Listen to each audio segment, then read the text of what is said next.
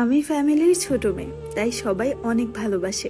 আমি যখন ক্লাস 9-এ উঠি তখন পাশের গ্রামের প্রাইভেট পড়তে যাই। সেখানে ওই গ্রামের মেয়েরাও পড়তো।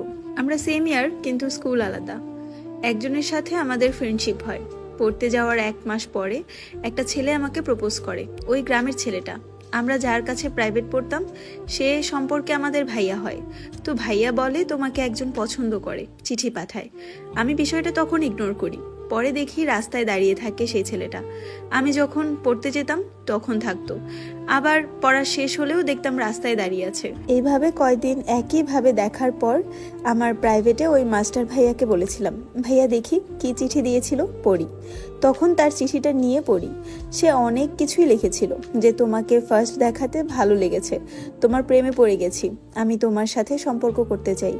আমি লেটার পড়ার পর ওই ছেলেকে একটা লেটার আমিও লিখি, আমি কোনো সম্পর্কে যাব না, আর আপনি যেন আর রাস্তায় আমাকে দেখার জন্য দাঁড়িয়ে থাকবেন না, কখনো যেন আমার সামনে আপনি আর না আসেন।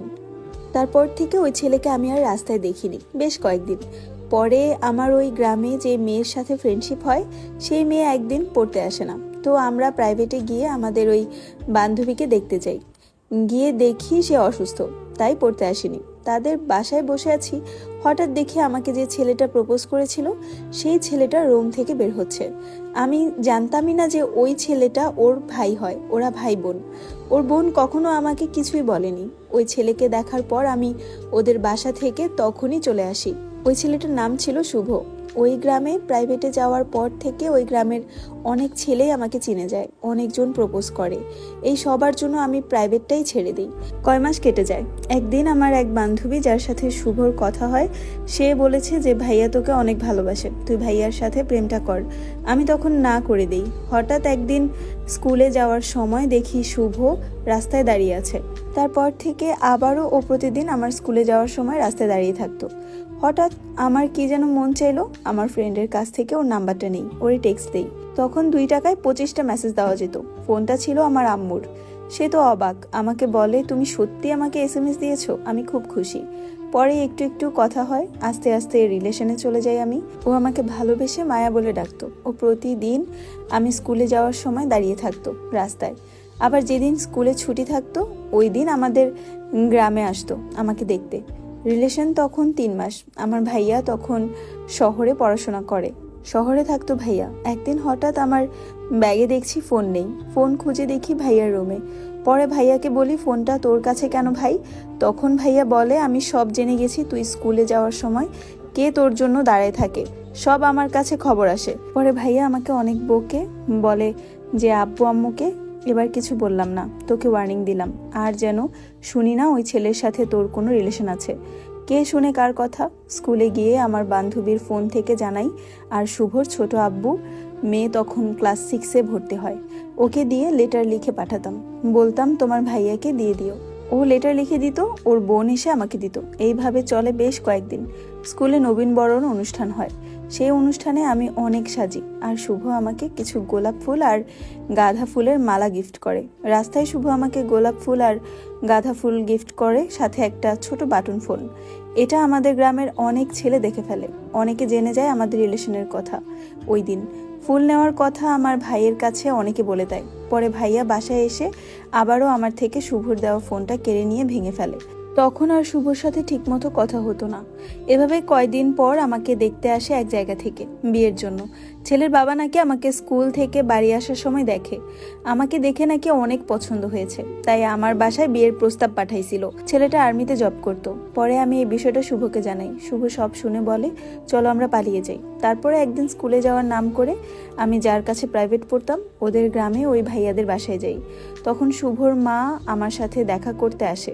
এই নিয়ে আলোচনা করি। শুভর মা আমাকে বলে যে দেখো, তোমাদের বয়স অল্প, ভুল করো না, আমার ছেলে তোমাকে অনেক ভালোবাসে। আর অন্যদিকে শুভ অঝরে কান্না করে যে আমি তোমাকে হারাতে চাই না। তারপর দেখা করে আমি আমার বাসায় চলে আসি। পরে অনেকের মুখ থেকে শুনতে পাই আমার নাকি বিয়ে হবে, ওই যে আর্মির জব করা ছেলেটা ছুটিতে আসলেই আমার নাকি বিয়ে হয়ে যাবে। সবার মুখে এসব কথা শোনার পর আমি অনেক ভয় পেয়ে যাই। শুভকে আমি আমার বান্ধবীর ফোন থেকে মেসেজ দিই, দিয়ে আমরা প্ল্যান করি আমরা পালিয়ে যাব। কারণ আমার ফ্যামিলি শুভকে মানবে না, এটা আমিও জানতাম। একদম স্কুল যাওয়ার নাম করে 2 সেট পোশাক 2000 টাকা নিয়ে চলে যাই। স্কুলে যাওয়ার নাম করে ওর সাথে আমি পালিয়ে যাই। তারপরে শুভর এক বন্ধুর নানির বাসায় আমাকে নিয়ে যায়, ওইখানে আমাদের বিয়ে পড়াবে বলে। কিন্তু কাজী বিয়ে পড়াতে রাজি হয় না, কারণ আমার বয়সটা ছিল অল্প, মাত্র 15 বছর। পরে কি আর করার, ওইখান থেকে আমরা চলে আসি, বিয়ে পড়ানো হয় না বলে। আমরা চলে যাই শুভর মামাতো বোনের বাসায়। তারপর ওইখানে আমরা সারা দিনটা থাকি। সন্ধ্যার পর থেকে শুভর ফোনের উপর ফোন আসে, আর তখন মনে হয় আমার বাসাতে আমাকে খোঁজাখুঁজির কাজ শুরু হয়ে গেছে। কারণ স্কুলের টাইম যখন ওভার হয়ে গেছে, তখন আমার আম্মু বান্ধবীকে জিজ্ঞাসা করতে গেছে, কিরে তোর সাথে স্কুলে গেছে, এখনো বাড়ি আসলো না কেন। একমাত্র আমার ওই বান্ধবী সবটা জানতো যে আমি ওই দিন পালিয়ে যাব, তাই ও অর্ধেক রাস্তা আমাকে এগিয়ে দিয়ে এসেও বাসায় চলে আসে। ঝামেলা শুরু হয়, শুভর ফোনে একের পর এক ফোন আসতেই থাকে। রাত্রে আমরা তখন শুভ ওর মামার বাসায় চলে যাই, মানে শুভর মামা আমাদের নিতে আসে। তো সেই দিন রাত্রে আমরা খুব ভয়ে ছিলাম, পুলিশ আসবে সেই ভয়ে।